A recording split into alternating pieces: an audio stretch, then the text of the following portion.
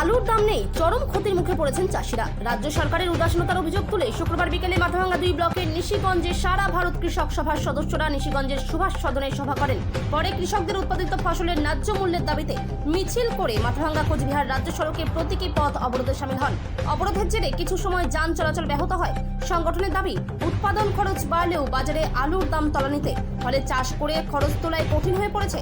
অবরোধের খবর পেয়ে নিশিগঞ্জ ফাঁড়ির পুলিশ ঘটনাস্থলে পৌঁছে অবরোধকারীদের সঙ্গে কথা বলে পরিস্থিতি শান্ত করে এবং কিছুক্ষণের মধ্যেই অবরোধ তুলে দেন।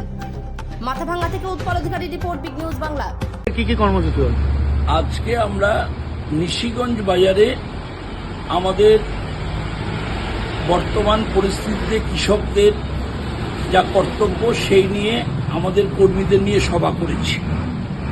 সভা থেকে এটা উপলব্ধিতে এসছে, সমস্ত আমাদের কৃষক সভার কর্মীরা ঐক্যমত হয়েছি। আমরাও মনে করি সারা রাজ্যে আজকে সারা দেশের সঙ্গে কৃষকরা সংকটের মধ্যে রয়েছে। সারা দেশে কৃষকরা যেমন সংকটে আছে, আমাদের রাজ্যের কৃষকরা এবং কোচবিহার জেলার কৃষকরাও সংকটে। এত সংকট যা অসহনীয়। আলু চাষিরা তারা 2 টাকা, 2.5 টাকা, 3 টাকা, 3.5 টাকায় মাঠে আলু বিক্রি করছে কেজি। কুইন্টাল 140 টাকা, 170 টাকা কুইন্টাল আলু বিক্রি হচ্ছে। অথচ সরকার কয়েকদিন আগে দাম ঘোষণা করেছে 950 টাকা কুইন্টাল দরে কৃষকদের কাছ থেকে আলু কিনবে। আজকে 1 কেজি পর্যন্ত কোচবিহারে আলু কেনেনি। এই অভাবই বিক্রি করছে। এবারে ফলনও হয়েছে।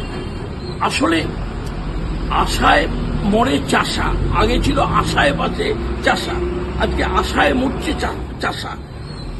প্রকৃত অর্থে, বাস্তবিক অর্থে আজকে যে উৎপাদন খরচ এই আলু চাষিদের ওঠেনি। গত 4 বছর আগে এই সরকার যখন বর্ডার বন্ধ করে দিল আলুর দাম বাড়তি থাকার কারণে, তারপর থেকে আজকে অবধি আলু চাষিদের দুর্দশা।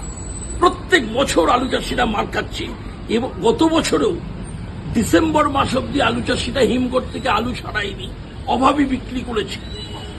একটা 2 টাকা কেজি, 2.5 টাকা কেজি আলু বিক্রি করে আলুর উৎপাদন খরচ উঠবে।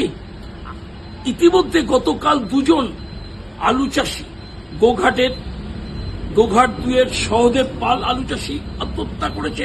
চন্দ্রকোনা 1-এর রাখাল আড়ি আলু চাষি আত্মহত্যা করতে বাধ্য হয়েছে। এই অসহনীয় অবস্থা আলু চাষের ক্ষেত্রে। আবার পেঁয়াজেও তো একই অবস্থা।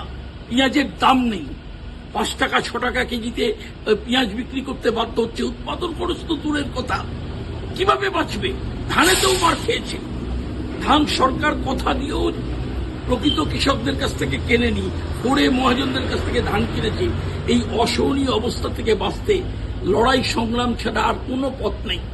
আগামী কয়েকদিন সারা রাজ্যব্যাপী কৃষকরা আলু কৃষকদের কাছ থেকে সরকারি, ঠিক আছে, কৃষক সভার দাবি 1400 টাকা কুইন্টাল, তুমি 950 টাকা কুইন্টাল ঘোষণা করেছ, সেই দামই আলু কেন, কিন্তু কৃষকদের কাছ থেকে কেন। আর সুফলা বাংলা বিপণী এ কোথায়? তুমি কেন ভর্তুকি কৃষকদের কাছ থেকে আলু কেন, আর ভর্তুকি দিয়ে এই সুফলা বাংলা রেশনে বিক্রি করো, মার্কেটে ছাড়ো।